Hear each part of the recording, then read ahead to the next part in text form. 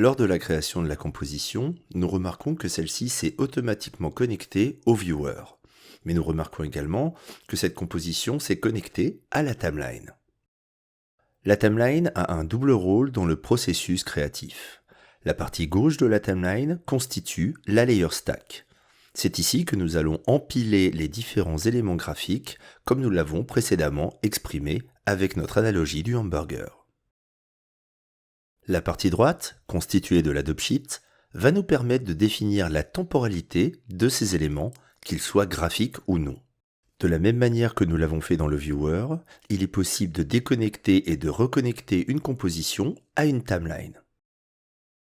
En inspectant les paramètres de la composition dans le Properties panel, nous pouvons voir que sa durée est actuellement de 30 secondes. Rappelons que nous avons préalablement réglé le nombre d'images par seconde à 30. Cela signifie que dans l'espace d'une seconde, par exemple entre la seconde 0 et la seconde 1, Autograph dessinera 30 images. Dans Autograph, il est important de se rappeler que la base de temps est la seconde.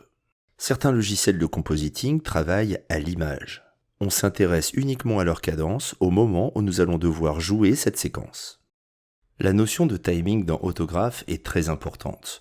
Que vous travaillez avec du son ou que vous ayez besoin de synchroniser des animations, il est très important de garder en tête que la seconde représente l'unité de temps dans le logiciel.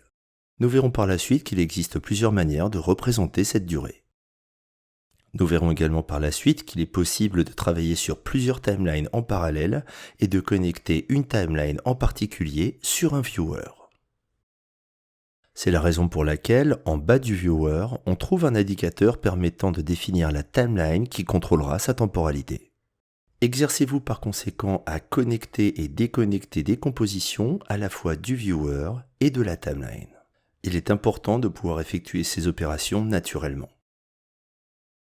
Dans cette vidéo, nous avons appris à connecter une composition à une timeline et à définir sa durée et son framerate.